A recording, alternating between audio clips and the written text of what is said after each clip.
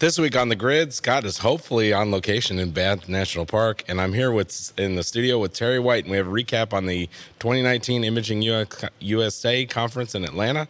And the second half of the show, we're going to be doing an Ask Me Anything segment where you can ask us, Terry, myself, well, anything. And it all starts right now. Grid is brought to you by Tamron. Check out their 28 to 75 millimeter f2.8 lens. It's for Sony full frame mirrorless. It's awesome. Go to tamron-usa.com. And Westcott. Check out their new Rapid Box switch. It has 9 light modifiers and 13 quick swap light inserts. Check it out right now at fjwestcott.com. And Profoto, the light shaping company. Check out the Profoto B1X. Power in all the right places. Go to profoto.com/US. And Platypod, the tripod alternative that is changing the world. Everybody has a Platypod. You should too. Go to platypod.com.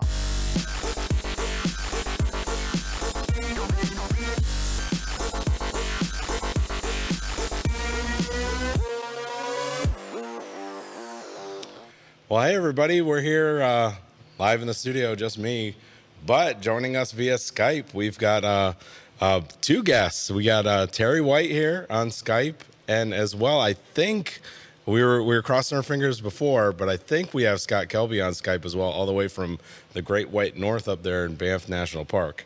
So, not sure if we have them. I know the guys are working on it, so we will see if they're on there. But before we get to that, well, there's Terry. Hey, Terry, how's it going? Oh, it's going good. So we're just back from the Imaging USA conference, right? We are. Yeah, good times. And I wanted to remind everybody, speaking of conferences, we're having a big giveaway at Kelby One for our Photoshop World. It's the Kelby One conference, Photoshop World. If you go to photoshopworld.com/giveaway, right here, you can win an all-expense paid trip to Photoshop World. You just go on here, enter your stuff, hit enter, and you got 8 more days left, and you'll win a all-expense paid trip. That's everything. That's your airfare, that's your conference passes, that's your hotel, your meals, everything except for maybe some miscellaneous expenses. But anyways, it's pretty much everything. So that's really cool. So if you go to photoshopworld.com/giveaway, you can get that. But yeah, so I want to jump right into the first half of our topic. So the second half of our topic is going to be an Ask Me Anything episode. So if you guys have any questions in the chat, any questions on Facebook, just type them into the comments, and we'll answer your questions about anything. It's probably better that you'll get your questions answered if it's about Photoshop, Lightroom, photography, something like that. But, you know, if it's me and Terry, so if you ask us about Teslas, we're probably going to answer that too. Oh, there he is. Look at that. That looks cold. There he is. It's really not. Yeah. It's so not. Awesome. Very cool. My camera, there we go. Yeah, hey, Scott. It's so not cold. Yeah. Wow, how the world has reversed. I spent many years in Michigan looking dressed up in a coat and hat like that, and now I'm in a short sleeve shirt, and now you're in the coat and hat. That's awesome. Yeah, it's cool. true. Can you guys hear me okay? Oh, yeah. Yeah. Okay. Yeah, so it is a blue sky sunny day here, and Very cool. let's see if I can give you some of that blue sky back here. Yeah. Oh, yeah, look at those clouds. There, but those clouds are nice. We've had a beautiful morning. And honestly, I mean, I'm dressed pretty warm. It feels really nice out here. You could be out here. It's not nearly as cold as it was in Atlanta 2 days ago. I'll say that. That's awesome. And look at all that snow. Wherever you are, it's warmer here. I doubt that. Just but snowy. Okay. Well, all right, what's your temperature there, Terry? 66 degrees right now. Oh crap! Is it 66? It is. Yeah, it hit Okay, 75 here, so we're good. I lost that one. But we had a beautiful shoot this morning. Hey, I have to give Samsung a shout out. Listen to this. We're shooting this morning, and I'm with Rami. We're down there shooting at the edge of a pond. He leans over to adjust something on his camera. His phone shoots out of his pocket, across the snow, across the ice, and down into a pond. I mean, and it's freezing, right? It's a frozen lake. Yeah. We can't figure out how to get it out. We can't even see it. We can't even see his, oh great, a bus pulled up. We can't even see his phone. We drive to a hardware store. We get a net. We attach it to a stick with duct tape. We dredge the pond. We finally find his phone because you can't even see down in there. It's all frozen. We find it, and it's still on. Wow. That is a 45 testament. minutes underwater in freezing cold, and his phone. He was so upset, and we pull it out, and it's like, it's still on. Wow. That's really cool. Crazy. But it's so beautiful here. It really is. It's just absolutely gorgeous. Oh, yeah. And look, Terry, I got my, do you see it? My Adobe hat on. The Adobe logo over here. You Other always have side. your Adobe Other hat side. on. Oh, other side. Other Correct. side. There it you is. go. I see it. I saw it. I don't know. I can't. Well, plus you got that CPS jacket that's keeping you warm. Hey, I want to show you. I can do my Lindsay Adler, one of her pictures. There it is. Or Bird Box Challenge. There you go. Famous Just picture. don't walk around in the lake, though, with your hat down. That's a bad thing. Sorry, trucks just pulled up. Snow plows. Hey, they got to plow the roads, you know. I gotta go and find a. Hold on, I got a camera. I'm holding my camera too here. There you go. I'm gonna walk. Well, why Scott is walking towards someplace a little quieter. So basically we wanted to talk about all three of us. We're all back from Imaging USA. So that's a conference that PPA puts on, and this year it was in Atlanta, Georgia. So right around the corner from Terry, and we saw Terry up there. And so we wanted to talk about, the conference, our thoughts about it, things about the conference. So Terry, kind of like, what was your take on imaging? Well, it was I think it was my third year at imaging. I don't think I've ever taught in imaging, maybe one class 2 years ago or last year, I can't remember. But I spend a lot of my time on the trade show floor because that's where people congregate. That's where all the vendors are. That's where all the new stuff is. That's where all the public talks are going on that aren't part of the conference track. So I always like to walk the show floor and just to see if I see anything new. I usually don't have a lot of time to stand and check out like a presentation, but there's certainly tons of presentations going on. And Scott mentioned Lindsay Adler. She was definitely, standing room only. Every time I saw her in the Canon booth, there were people 30 or 40 people deep, to see her photography presentation. So there's a lot of good information going on right there on the show floor. Lots of inspiration, I would say, especially from the standpoint of all the photography that's on display there. So good time.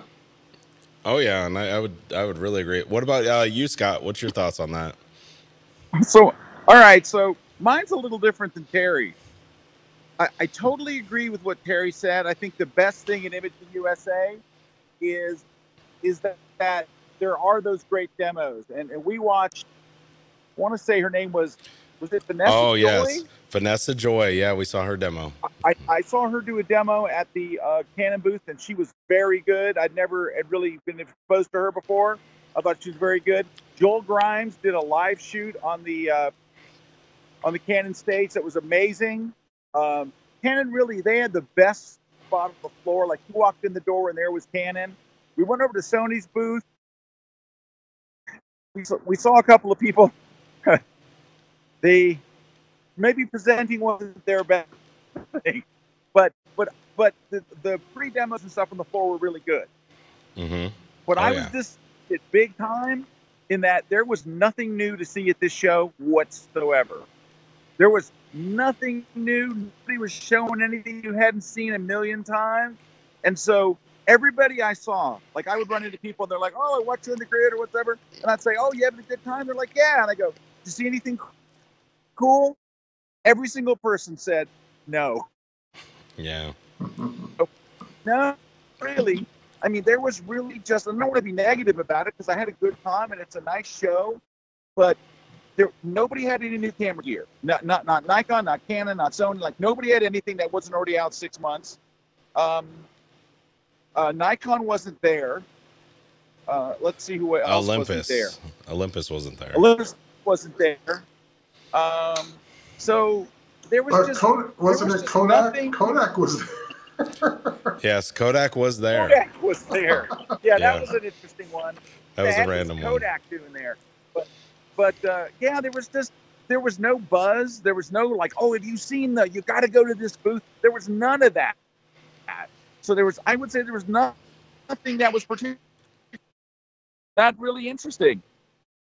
And usually show and there's some buzz. Everyone's talking about some product, but I'm telling you, there was nothing.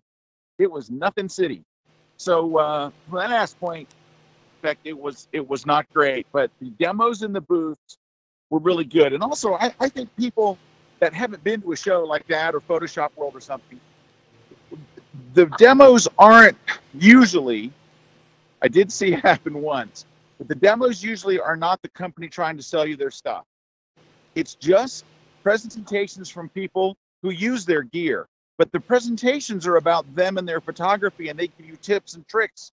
It's not like if you go to the Sony booth, they stand up and go, let me tell you about the new Sony. Here's the features, here's the spec. It's not like that.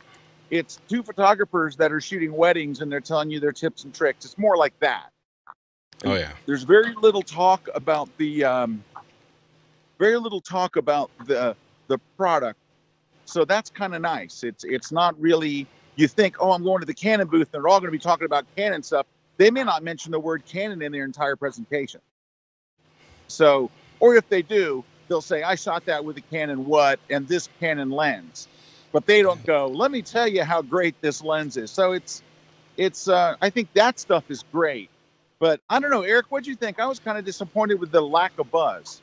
Yeah, well, I mean, that's kind of, that was my opinion on it is, there was a lot, it's a great show. They're all, these are all great shows. Imaging is a great show.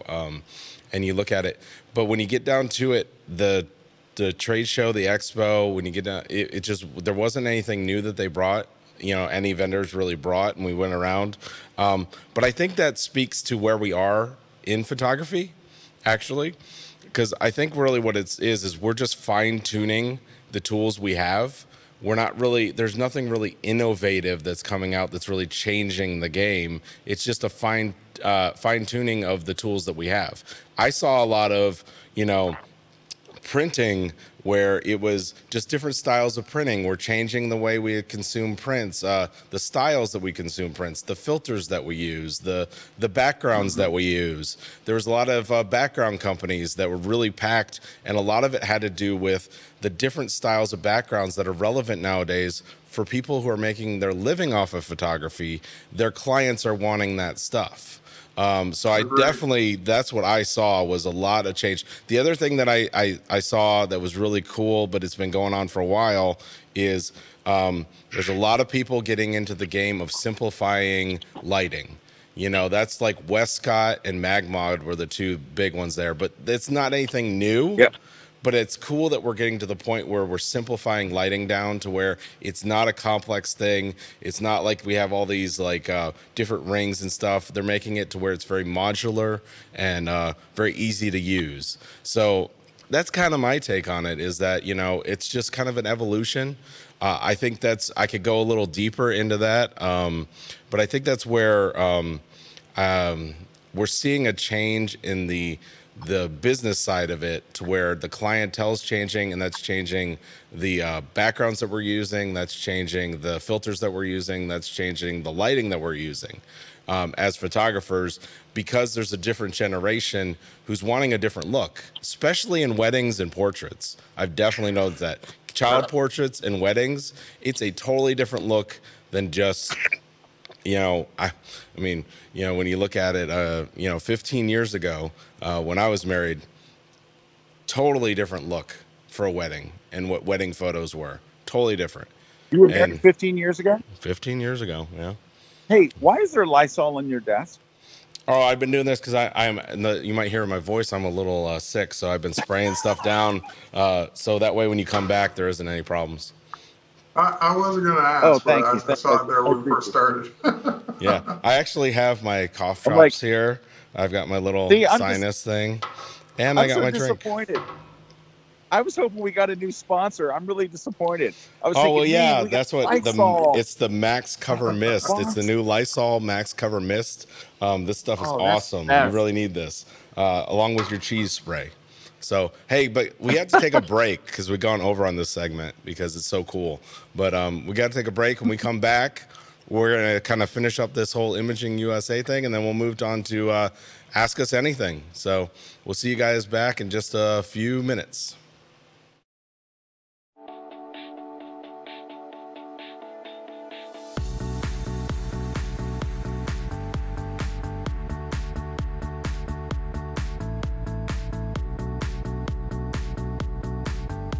When you need a tripod that is compact,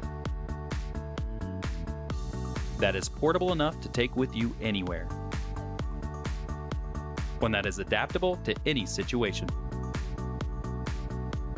that will prove versatile enough for any shoot, and is compatible with your other gear, giving you freedom to create your own perspective.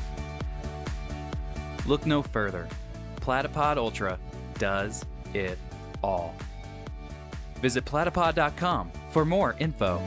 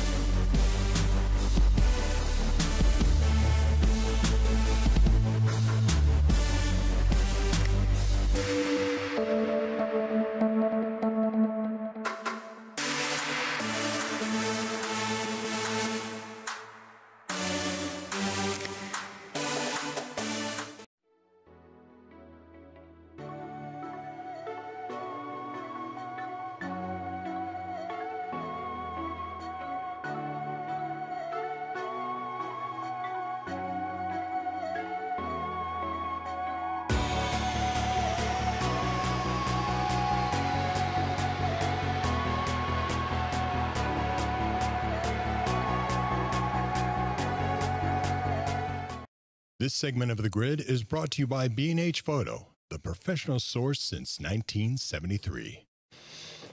Hey guys, we're back here in the studio and we have Scott and Terry on Skype. I got a few comments here, or just saying hello.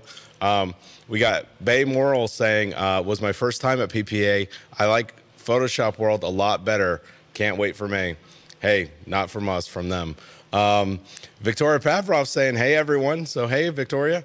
Alessio from Tuscany saying hi. Craig from North Virginia. Andy from Otley, the UK. Gary saying hello. Hey, Gary. Fritz from Denmark. And Jared saying hello. So, and then we got Chris from snowy Milwaukee. So, yeah, it's really cold up there in the north, especially the Northeast, right? And then Gord from Ontario, Canada, and Gail from Rochester, New York, the ghost of Kodak. Yep, I remember that very much. I'm from actually Binghamton, right around there. So, yeah, there you go. So we got the guys back. So Imaging USA. So, you know, kind of where we were. So we really didn't see anything maybe new or revolutionary. I think one of the things, like Scott, you had pointed out, definitely, Joel Grimes, I thought what he did with that beauty dish on a stage in front of a crowd, you know, just on a 10-foot stage was just ridiculous, right? He was using I just screwed up my picture, sorry. Yep. I'm pulling away the snow. he was using a tilt shift lens, I believe, too, to take those portraits, which was different, very different. But those pictures came out so awesome, right? Yeah, he was using he had a really nice backdrop. So he had a backdrop that had its own vignette on it. Yeah, it was awesome. And then he used this tilt shift lens, and he had a great model. He had a guy that just had a lot of character and a lot of very interesting face, and he just looked cool. He was just a really cool looking guy, and he just had him stand there. But Joel's just so good, and he had just a great backdrop, great subject, take a great photographer, put them all together. It was awesome. I'm sitting there in the crowd going, I got to do that. I mean, that's like it was really cool, inspiring. And it was very simple. It was just one simple, softbox. He used the Joel Grimes beauty dish from Westcott, yep, and a flash, and it looked like super studio work and high end, and he just really makes it easy. Joel is he's awesome. Oh yeah. Well, we talked to him afterwards, so I mean, it's definitely something where it's really cool what he's doing, and and actually, if you want to see his print, we did a video. It's on your blog. So if you go to scottkelby.com, you can actually see Joel's print. I believe is in one of the photo tours that we did. So if you go here to scottkelby.com and go through the photo tours. Well, they're looking at it on the other screen. I'm looking at my screen. So, anyways, we went to look at it. Yeah, it's right there. So if you just go to back to Monday, we posted. We also posted to the, which was really cool, the Kelby One community. So the community, we were right there on the show, posting stuff in the community right away. So if you're part of the community, always keep up with it, because we were always posting the first thing right there. So very cool stuff. Very cool. So, hey, Erik. Yeah. Hey, this has nothing to do with anything, but I'm standing here in the parking lot, and you can take pictures from the parking lot here. There it is. This is like the parking lot of our hotel. It's everywhere here. You have the awesome clouds. I did not have that awesome of clouds when we were up there. Oh, we've got loud. Now, it was a little socked in this morning, but it actually turned good, and we got a little color, and when we weren't if that light, the phone out of the rough, it was. Yeah.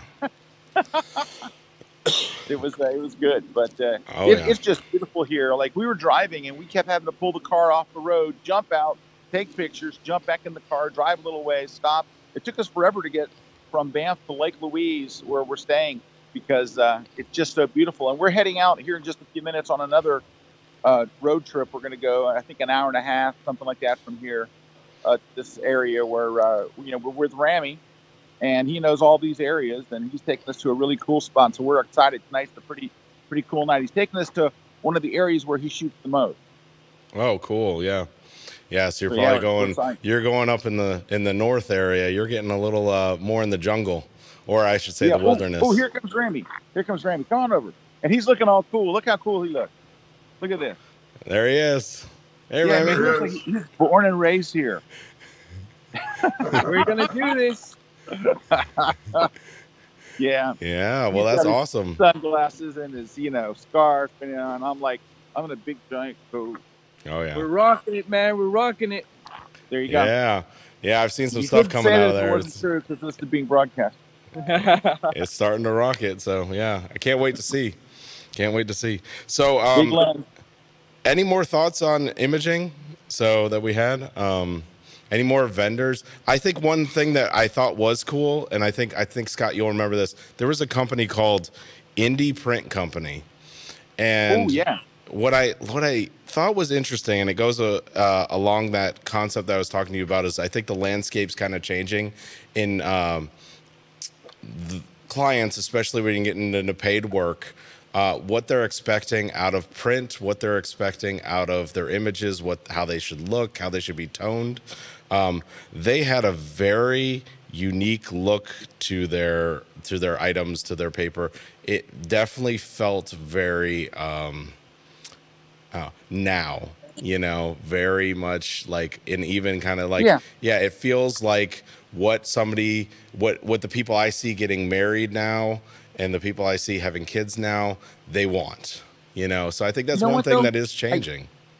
It is, but I couldn't tell whether it was the paper or Yes. the processing of the photos. Yes. And I'm looking at them and I'm like, because they all looked like they definitely had a look. And it was good. I mean, but you know what? Imaging USA is put on by the Professional Photographers Association of America. Yes. It is a very, very heavy wedding and portrait crowd. And it's also a very, very heavy print crowd. Like Very we made heavy jokes print. when we were doing the tour, how rarely you saw a landscape shot. I mean, very, very rarely. Oh, very rare. Sorry, I'm moving around here. It was it's just so the people that are buying prints are weddings and portrait people, right? So there were prints everywhere. But I would say one of the cool things about that show is when you go there, you can just go there and look at the art. Like Mule had a beautiful gallery there. Of course, they had their own print competition, so there's people that are, but when you go to the Canon gallery, like they had images. I saw a Joel Grimes image there that was fantastic in this gallery. So there are these galleries all over. I mean, all over the place. That if you didn't want to learn and you didn't want to do anything other than look at beautiful, incredibly well presented, well printed prints, that's the place to do it. Hey guys, I got to roll. We're going to actually roll off. We got to get there. The sun goes down. So our sunrise shoot was until 8:35, which is for sunrise. That's a dream. That's a dream. And sunset is like at 5:30, so you still have time for dinner and everything else. So I'm telling you, anyway, that's the dream right there. It is the dream, and it's honestly, it's not cold. It's really beautifully nice, and I'm sure it will get colder. We're supposed to be a little windy where we're going, but it was not windy at all this morning. I mean, we had glassy water in front of us and all. It was really nice. But anyway, thank you for letting me Skype in. Yeah, and, definitely. Thanks for joining us. I set in a reminder for 3:30 p.m. to test the Skype, and then I forgot that you guys are in a different time zone. So, there's that. You got to get there. So, anyway, all right, nice go. Seeing you, Terry. It's great seeing Terry at the show. Nice seeing you, Mr. T. Yeah, go chase that light. Go chase that light.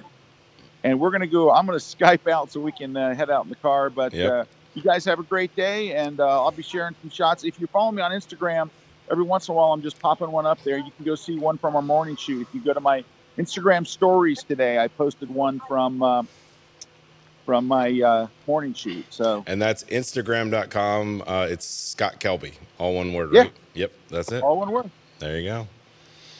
Cool. Very cool. Very cool. Yeah, I mean, that's totally right. I mean, I think the other things that I think were interesting. I mean, I think consistent wise, I mean, I love Bay Photo stuff. I always love Bay Photo stuff. Same here. I thought Tamron has their new lenses for the mirrorless systems that look really intriguing. So I got to play around with those more. I'm trying to think. I would say how like you're walking the show floor and you kind of glance over and you see companies and you kind of look and there's nothing to do and you keep going. But then there's every now and then you walk across this booth or display that stops you in your tracks. It makes you go, that looks pretty cool. So I had that experience at Imaging. Company, full disclosure, company I'd never heard of before. Company that probably has never heard of me. So there's no sponsorship or anything. I'm not getting paid to do this. But one of the companies that blew me away just from the quality of what they were displaying, and you mentioned it earlier, and Scott mentioned it.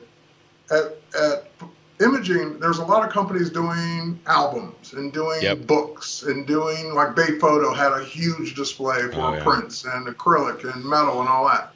This company, and here, I'll switch over to where you can see it. Hold on. Let's see if you can see that. Hang on. Let's do it that way. There we go. This company is called, and the website looks weird because I've got it skinny, but it's called Frames for Portraits. And even their tagline is "Our name says it all." And what blew me away about this particular display was the frames looked so stunning. I mean, it was like you could, once you see them, you couldn't imagine your portraits in any other kinds of frames displayed in your home. If you want like just amazing looking frames. And I don't know anything about this company. Like I said, I don't know anything, don't know them, don't know any of the people that work there. But I will say this was one of the booths that caught my eye and made me stop and take note of what they were doing. So go check out, I think their website is framesforportraits dot whatever. Let's see. .com. I'm on there right now, yeah. And that was definitely one of the places at Imaging that was, again, it wasn't, hey, we do printing. It wasn't, do we do albums. It wasn't that we do, you know, all this other stuff that every other booth is doing. It's, hey, you get it printed wherever you want. We'll give you the best frame for it. Yeah. Yeah, I remember seeing that booth. That was really cool. Yeah, and I totally agree with you. It's like that's what we did on the second day, especially just walk through, go to the booths.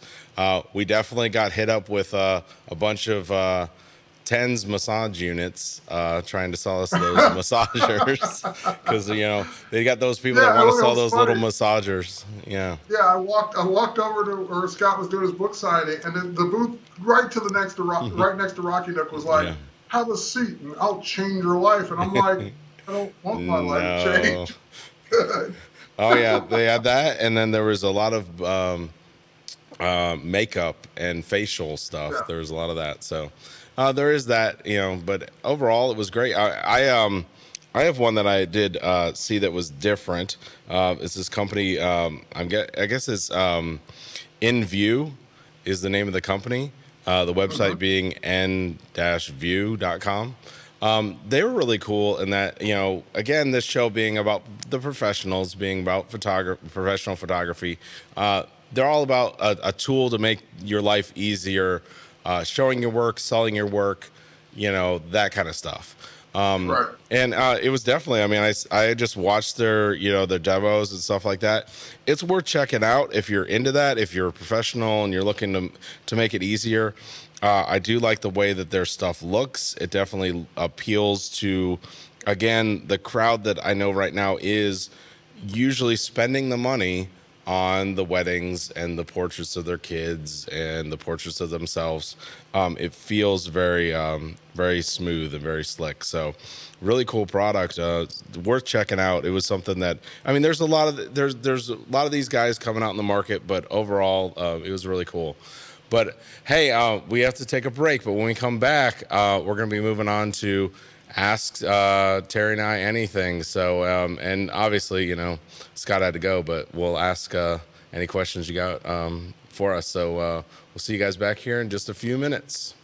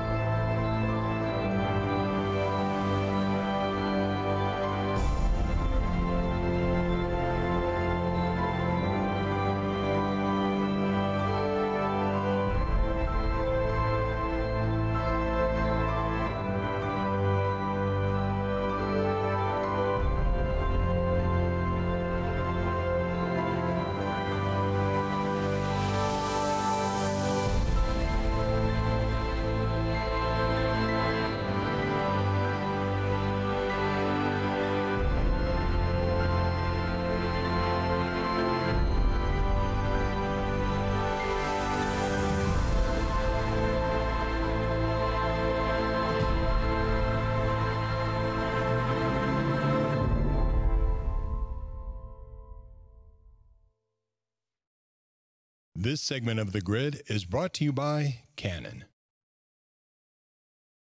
Make sure you don't miss any episodes of The Grid by subscribing to Apple's podcast app or iTunes. It's free, and we even have a special audio-only version too. So sign up today. Hey guys, we're back. We're here. Me and Terry are here. We're here to answer now any questions you guys have. Anything that you have about pretty much anything. And if we don't get enough questions, we'll just talk about Teslas, because that's something Terry and I love to talk about. So That's something we love to talk about. So questions here. So Brian has the questions for us, Terry. He's asking, what is the purpose of exporting images with 72 pixels per inch resolution? Why bother? Who still uses monitors with such low resolution? I'm confused on why this setting is still included on tutorials. And I replied to him with a link to an article that kind of breaks it down in detail. So basically, you're not really saving your images at 72 dpi. It has more to do with the resolution of the pixel dimensions that you're saving your images for the web. So like, for example, that's continued to go up over time. Right. Monitors, when they were first introduced, were at 72 pixels per inch. We all know that no display you're looking at today is based on that. But the concept of 72 dpi is you're not scaling your image down to that resolution. It's just the base resolution for the displays that have been around for years. So you're not degrading your image. You're actually still keeping the resolution at whatever it is, and you're scaling it based on the pixel dimensions for online use. And I'm not explaining it the best. That's why I gave you the link to the article. They break it down a lot better. So you basically go back in the chat. That's on Facebook. That you posted that? Yeah, you go back in the chat. There's definitely there's a link to that. And definitely check it out if you want more details. So we got another question from Chris. Chris asking, I don't know, this might be, I'm guessing they're asking about a filter holder system. They're asking about the Benro or the Format High-Tech 100mm filter system. So I guess they're asking which one we'd prefer. Do you use a filter holder? I don't. You don't? I do. I've never used either one of those. I use the Hyeta one, 100mm, and that's great. I use the Hyeta because the Hyeta glass, I've just found, does not change the tone of the image. It does. None of the colors are affected by it, so that's why I use it. Michael was asking for Scott. You shooting with the EOS R out there? No, Scott is not. And I tried to peer pressure him into it. I tried to get him. And actually, I almost caved myself because we've been looking. Since we gave that, both of us gave that thing back. We've both been talking about it. We're struggling with the decision of, is there something else coming out? We all hear the rumors. We all know the rumors. And we're like, yeah, something might be coming out. Now the rumors kind of swinging the other way. So we were at the show going, well, the rumors are going, there might not be something until next year. Maybe we get this and we hold on to it. But anyways, neither of us caved to either of our peer pressures, but there was a great show special on it. I kind of regret not doing it. So we're definitely at the point where both of us want to get one. I don't know. I mean, Terry, I know you're a Nikon shooter. Have you looked at the Nikon mirrorless? There's definitely a Z6 or Z7 in my future, or whatever comes out next. But it's kind of one of those things where I have to be able to justify it. I spent, don't get me wrong, you know me, I spend money on things that just a spur of the moment, don't think twice about it. But then there are other things where I look at, I just got a D850 not long ago. Do I really want to spend another $2,600 to $3,500 on another body that will do what for me? That's what. So I have to ask myself this question. You have. It's not going to be better than an 850. Oh, it'll be lighter. No, it'll be mirrorless. It'll be cool. Is it $2,600 to $3,500 worth of cool? No. Had I not just got the 850, absolutely I'd have it. I think I would agree with that statement because I've shot with the 850. The 850 is right now, if I had to pick any camera out there that is probably covers the base the most of anything, it is that 850. That 850 is a beast. I mean, for the price, that thing's a beast. Like that's kind of hits all the little things, you know. And if a Z6 or Z7 fell in my lap and it was like some incredibly half off price or something, then yeah. But no, I can't justify it yet. All right. Cheeky Nando's asking a question for Erik. What's your default settings for night star photography? I'll tell you, default settings I always start at 15 seconds or below because the Earth moves. You don't want the stars blurry. Now, unless you're wanting star trails, which I hate, so I don't usually do it. But I go 15 seconds or under. I usually start off at ISO 3200 and then work my way down from there, mattering on my how wide my angle of view is. So if you're wider, you can get away with a little longer of your shutter being open. You won't see the blur with the stars. You'll always see blur, but you won't see as much blur. The more you zoom in, the shorter you have to be. So you either have to up your ISO, and you're always shooting everything. The other thing is the lowest f-stop that your lens has. So f2.8, f4. You're just trying to let in the most amount of light in the shortest amount of time because it's stars. It's really very dark. So that's it. How about Terry, you do any shooting with stars? I haven't yet. So I mean, landscape photography is something I dabble in. It's certainly not something I concentrate on. So it's on my bucket list of things to try. I just haven't tried stars and streaks and light. And actually, if you want to get nerdy with it, because I do get nerdy with it a lot of times, is I love PhotoPills. PhotoPills has a calculator for this.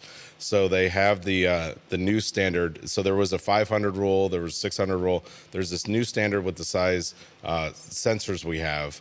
And PhotoPills has a calculator inside it where you can put in your camera, your lens, and what focal length you're at, and it'll actually tell you the optimal time to allow your camera to stay open. So PhotoPills, definitely, that's like a indispensable tool in my landscape photography and even my rocket. I mean, actually more my rocket photography, but landscape and rocket photography, PhotoPills. That is like the #1 thing I use. So very cool. Yeah. So Johan's asking, what show besides Photoshop World should we not miss this year? So obviously I'm going to always say Photoshop World, but Terry, what would you say besides Photoshop World? Which one show you wouldn't miss? Well, for me, of course, I'm biased, so it's going to be Adobe Max. I could kind of call that one. Yeah. Yeah, that was going to be a given. Yes. So maybe if we said besides Photoshop World and besides Max, because we're going to both be biased to those. Right. It really depends on what you're coming there for. Like, for example, Amen. The first part of the conversation we did was talking about imaging, and it was we focused 90% of the time, 99% of the time on the trade show floor. Yep. But there was a whole conference going on with multiple tracks, great presenters, great speakers, great lessons, so forth and so on. So if you're coming for a great trade show, well, I don't know, I guess WPPI has one of the biggest trade shows. Yeah. But if you're coming for actual education and learning and being a better photographer, retoucher, better business person, so forth and so on, then, we already named Photoshop World, we already named Max. I would probably say that you would then look to who you like as instructors and see where they're going to be, because everyone has a trade show. So it depends on what you want. Oh, yeah. Well, I would say the trade show probably shouldn't be the biggest draw for you unless it's local. Like for me, imaging was local. I just got in my car and drove down, and I spent all the time on the trade show because I'm local. But if it's something I was traveling to, I'd want to get more of my money's worth and be learning something as opposed to just walking around seeing stuff that I'm either going to buy or not buy. Absolutely, and that'd be my advice too. Is I think when you look at it, the different trade shows are not even that. Different conferences are designed for different people. Even in the training, you might have somebody teaching, the same instructor teaching at both conferences, but it's what they're teaching. If you looked at imaging tends to be focused on professional photographers, tends to be focused on portraits, weddings, print, fine art, that kind of stuff. I mean, that's what it's geared towards. So if that's the style you're shooting, if that's what you're doing photography for, versus WPPI, which is similar, but it definitely, WPPI has a slant heavy on wedding, especially wedding. So, you know, and then you look at others, you know, there's, that's where, you know, Photoshop world fits in that mix. I mean, it's just the different styles for different people. Photoshop world tends to have more landscape, post-processing, portraits, you know, and then Photoshop and Lightroom. I mean, that's what it tends to be. So it just varies on the conference. So you got to kind of study that and figure out from there. So. Absolutely. Somebody's asking any hints on pre-cons for Photoshop World Orlando. We actually are working on that right now. I believe those are going to be released next week. We have some really cool ones coming out, so you definitely have to check out. And if you're already registered, or if you're a Kelby One member, you're going to get first crack at those. So look for an email from us in the next week. So. We do have to take a break. When we come back, we got a bunch of questions, so I might have to speed it up here. So we definitely got enough questions to take us through the end. So, but if you got something, throw it up there, and we'll definitely answer it. So, all right, see you guys just back in a few minutes.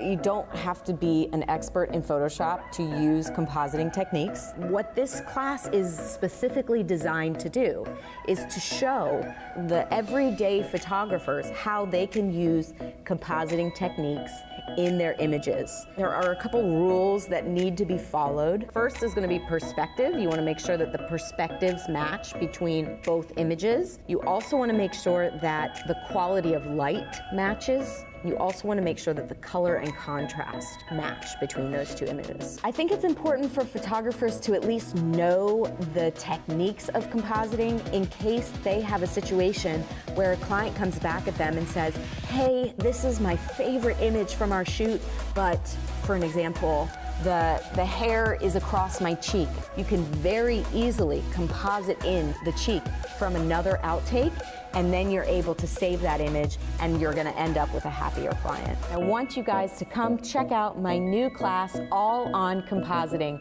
It's for you beginners out there, only on kelby1.com. Photography is a performance art.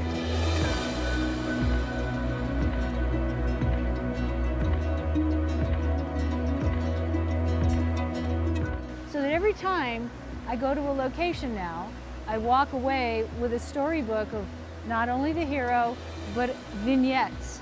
I love little scenes. I love component parts that make up the whole. It's more than just using your eyes. It's listening, it's feeling, it's making choices and determinations that bring your point of view into your image. Be specific, make really strong choices. Take a moment. And even when you think you have the shot, question yourself and say, is there more? And take it as far as you can. The more we do it this way, in a really present way, in a joyful way, in a loving way, and bringing, you know, everything we have to the moment, the more it spreads into your image.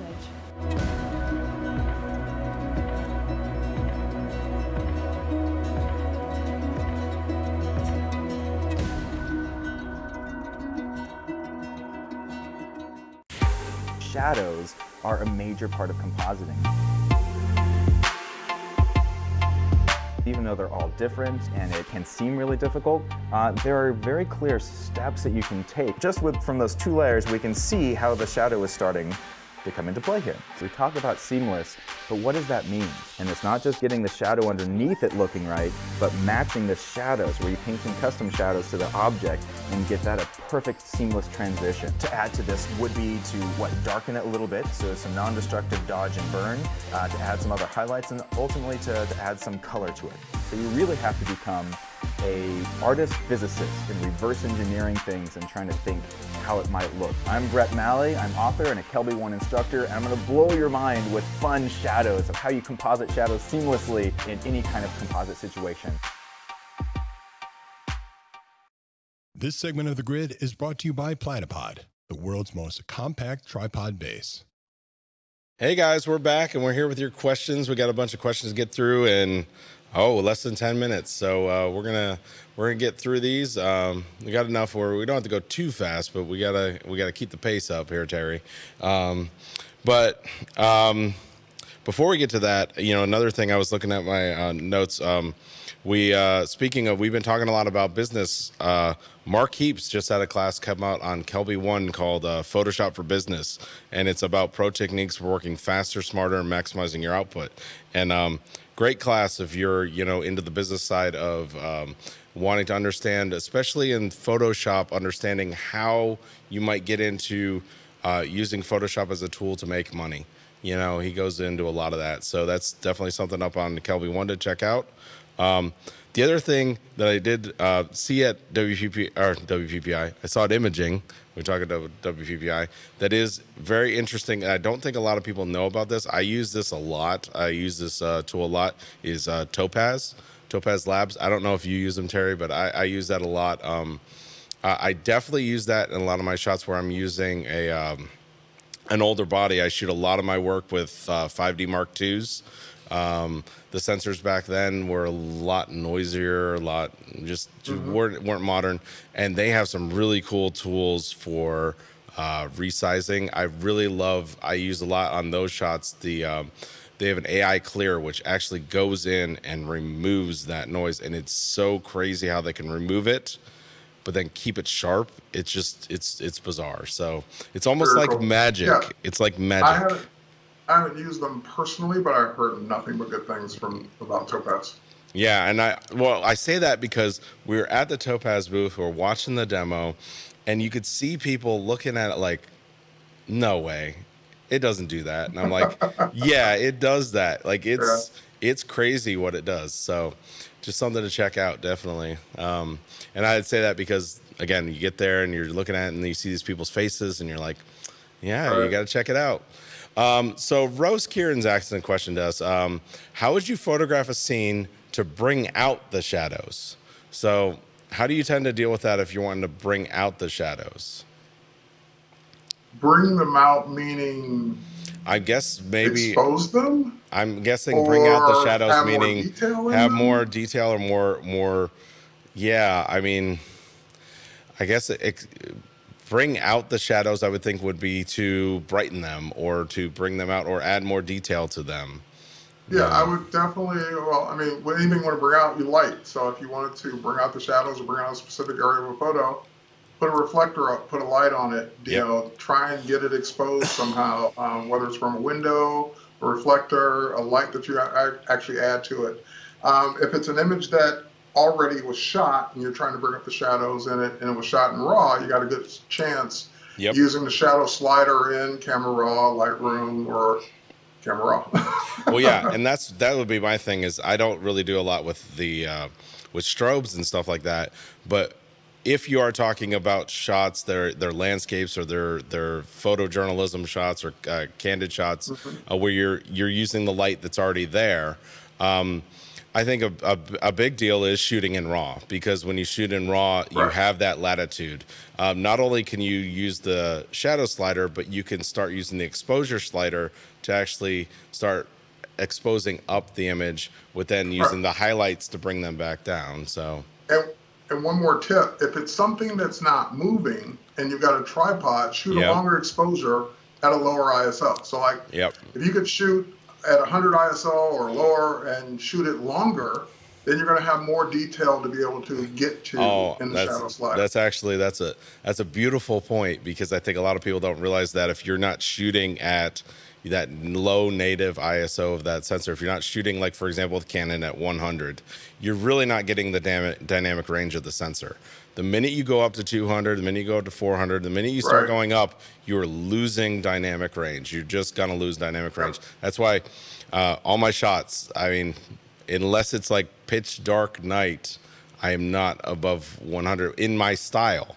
That's not realistic for everybody, but in my style, because it's going to give me the most dynamic range to pull shadows and change exposures afterwards, because with my style, I'm dealing with a very bright light source that I have to remain and contain detail in. So that's very hard. But anyways, I hope that answers your question. Let's see what else we got here. That question for Scott, let's see, with the slim system, that'd be a question I'd have to ask Scott. George is asking, where's your EOS R, Scott? I think we answered that. I mean, he definitely would be using it if he had it, because he loves the camera. It's just like we talked about earlier, we're just trying to make that determination as what the future is going to hold, like all of us do. But I have a feeling, the way, I mean, we spent a good 20 minutes battling back and forth there about, like, both of us were kind of like, yeah, we should do it. Nah, we'll wait. Yeah, we should do it. Nah, we'll wait. It's inevitable. It's all moving over to mirrorless. It's all going to be there. So if you're at that stage, I think Terry brought up a good point with that. If you're at that stage where you're looking for something new, you're looking to upgrade, and you have a verifiable, justifiable reason for upgrading, why you wouldn't consider a mirrorless is kind of, that's where I would say absolutely consider the mirrorless. So, yep. You agree? I agree. Yeah, obviously you just said it, right? So, Jox is asking about Scott's cool rubber lens hood, vignetting on the wider focal lengths. That lens hood that he has is actually designed for that lens that he had, and it's designed so it doesn't do that. So, buying that lens hood, I forget who makes it, but it's the one that compacts down, and it's like rubber that expands out. But anyways, it's designed for it. So, and it's something you can find at B&H or any pretty much any place. So just look for rubber lens hood and it'll probably show up. Michigan, hello from Michigan is asking, do you think Canon is going to have a new Rebel camera? They just came out late summer with the SL2. So I imagine they're going to have a new one this year. But that SL2 actually is, like, anybody asked me about a Canon entry-level camera, that SL2 is, it's a beast for the price. The dynamic range on that sensor, for a Canon camera, that's a great, I would tell people it's worth it to buy the SL2 if you're looking for an entry-level Canon. So I hope that answers that. Terry, this is a question for you. What's the big tech that's coming out in 2019? I want to know. What's the big tech? Big tech? You're the tech guy. What do you mean tech as far as hardware? They said drones, hardware, anything. Got it. So I expect it to just be more of the same. So, you know, we saw, since you brought up drones, we saw a major shift from DJI going from the full-size Phantoms and bigger down to smaller drones. Because if you look at, they came out with the Spark, then the Mavic Air, or actually the Mavic Pro, Spark, Mavic Air, and people were like, well, when's the new Phantom coming out? And then they probably will do one, but they've seen where the market likes smaller, cheaper, fit in a pocket, fit in a backpack, can use anywhere kind of thing, as opposed to a big drone where it requires a case, so forth and so on. And if I were to get a drone right now, it would probably be the Mavic Pro 2 with the Hasselblad lens or sensor. And they just keep getting better. As far as mirrorless tech, I expect all of the companies to look at what they did last year and say, okay, what worked, what didn't work, what did people gravitate to, and let's keep going in that direction. Things are getting smaller and cheaper. Some things are getting smaller and more expensive. It just depends on what it is you're looking for. Yeah. Well, yeah, and I agree totally. I mean, that's where I think it's at. It is smaller, lighter, more compact. And it's getting better and better. I mean, we were both on the trade show floor over at Imaging.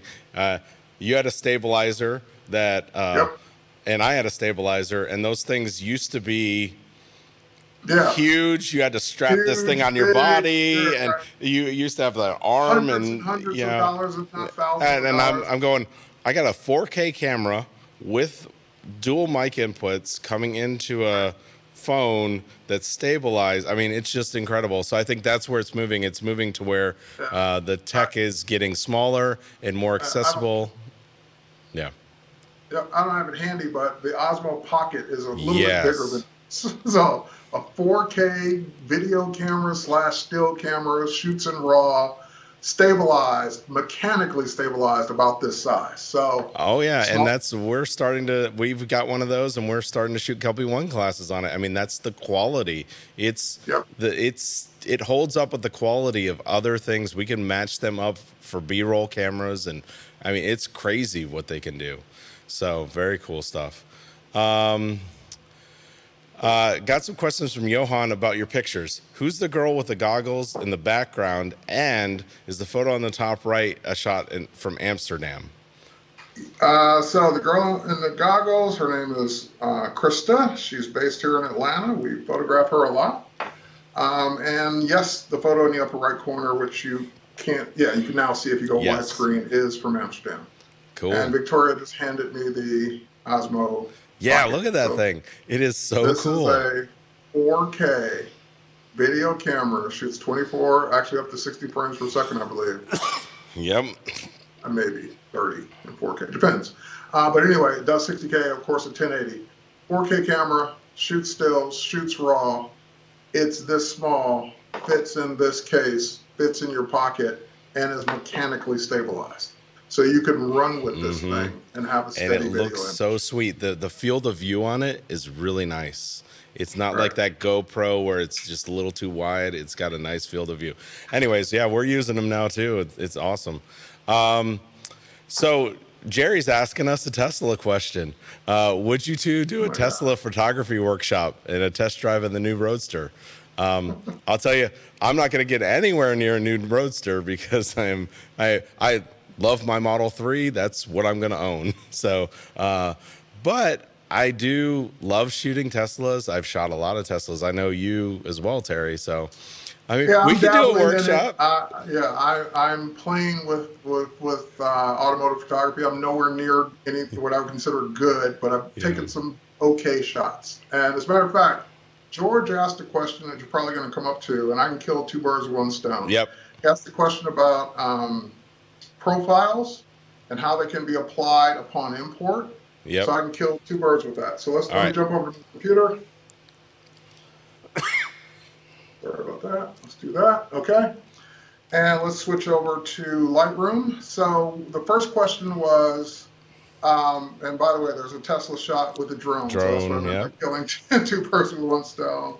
Here's one from the tip right after Imaging USA.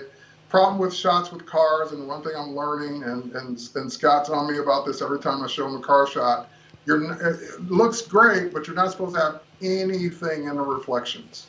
So you have to shoot it somewhere or mask it in a way where there can't be anything in the reflections of a car. So nothing to do with Tesla, but just cars in general. Any professional shot's not going to have anything mirrored in it. Anyway, back to the question at hand about profiles. So in Lightroom, you've got these new profiles that were introduced. So you can go ahead and, of course, use Artistic, use any of the Camera Raw ones, use your own. There's a way to make your own. And once you use a profile, so for example, let's say I use Artistic 6, you can have that applied upon import as long as you save it as part of a preset. So if you head over to your presets, click Create New Preset, and make sure treatment and profile is checked. Nothing else has to be checked, but that has to be checked if you want that preset to include the profile. Then, upon import, which I'll jump over to the grid view, upon import, you can specify which preset that you just used. I just made Artistic 5, so all your images coming in will have that profile applied. So hopefully that answers that question. Oh, yeah. And you know, kind of piggybacking off of what you're saying about car shoots, I'm with you. I mean, it is a pain. Like, this is one where I did with a Model 3, and the amount of stuff that you have to take out of reflections and to make it smooth and to make it look like that. It's definitely, there's an art form to simplifying the car and the reflections and stuff like that. So definitely something to consider. It's easier when you have shots like like here where we are in a studio. When you're in a studio, it definitely helps. Controlled environment. Yep. Controlled environments definitely help with cars. Question. let's see. Kendall's asking, have you done any underwater drones yet? I have not. How about you? I have not. Yeah. I've only done one underwater shoot in my life, and it just showed me that I don't have enough wherewithal to do underwater photography. There you go. Optical viewfinder or electric viewfinder? What's your preference? Well, that's interesting, because we were talking about, whether or not I'd want a mirrorless camera. And since I shoot primarily in studio and I've tested mirrorless cameras in studio, I prefer an optical viewfinder in studio conditions. Outside, it's the other way around. But so if I were to get a mirrorless camera, it would be for my travel photography. I would still use my optical viewfinder in studio for my portrait photography. So Kendall's asking, are there any landscape-specific photo conferences?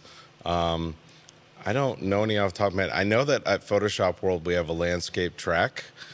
We have landscape kind of stuff, but I don't know any off the top of my head that are, don't know any. Yeah, I don't know of any that are landscape specific. I mean, we do have stuff. We have a landscape track and stuff like that. I don't think they're doing it anymore. Moose Peterson used to do a landscape workshop. Yeah. And sometimes, so I don't know if he's still doing those. And we have pre-conference workshops at Photoshop World as well that are landscape specific. So, Barney's asking, how about a class on using photo pills? I could see that. I mean, if enough people want a class on photo pills, I mean, it is a indispensable tool. It has become an indispensable tool, especially for me. Craig's asking, my Canon 5D Mark II allows me to rate an image. How do you get Lightroom Classic to show those images? Usually only a few after importing a shot. So basically, if you can rate your images on your camera, like your 5D Mark II, how do you get Lightroom Classic to show that? Do you know? And that would be one of those, I don't know. It's a good question, don't get me wrong. I just have never tried to see or figure that out. So yeah. That would be one I have to get back to you on. Yeah, because I don't know either, because I don't rate my images in camera. Yeah, so. I don't do it in camera. That's why. All right, the last question. I think you're going to have to say, well, but I'll ask it anyways. What can we expect to see from Adobe in the near future? Cool new stuff. There we go. I figured that was about the extent of that answer. So, all right. Hey, before we go, we gotta wrap up here because we're over time. And but we have a contest. If you go to kelbyone.com/contest, you can enter right there. I never went over the prizes in the beginning because I'm here by myself in the studio. Nobody reminded me. But you can win. We're gonna have 3 prizes today. We have the Platypod Ultra. This was something at Imaging that their booth was always packed. People are loving this thing because it's a cool little tripod that you could use on the ground or strap it anywhere. It's really cool. It's basically a tripod base that isn't a tripod, that you don't get busted like it is a tripod. And then Photoshop for Lightroom users. This is Scott's brand new book that's out. This is the stuff where in Photoshop, it's the stuff that you need to leave Lightroom to go do in Photoshop. There's that little bit that you have to do in Photoshop if you're a Lightroom user, and this book's gonna explain to you why you should go over there, how to do it, all that stuff. Last thing is a Lens Pro to Go $50 gift card. So if you go to that link, you go to kelbyone.com/contest, fill out the form, tell us what you want to win, and we will ship it to you if you're one of our lucky winners. And so back to it, Terry,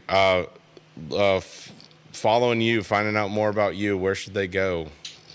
They should go for all things tech and everything I do. All the links to everything I do are at terrywhite.com. If you're looking specifically at my photography, it would be terrywhite.photography. And of course, you can follow me where I post the most on Instagram at Terry Lee White on Instagram, which is down, I think it's down here somewhere. Yep. Very cool. Same thing with me. Instagram, that's my thing too. So, yeah, yours is Terry Lee White on Instagram right there. Yep. yeah, you got that. And same thing on mine. Mine's just my name, Erik Kuna. That's where I post the most is Instagram. So, well, guys, thanks for joining us. Terry, thanks for coming on. Really cool stuff. And we will see you guys next week. Let's see, Scott will be back, but our crew will not. So we're actually going to have a bonus episode in between. Just keep up with social and you'll figure that out. So see you guys all next week on the grid. And the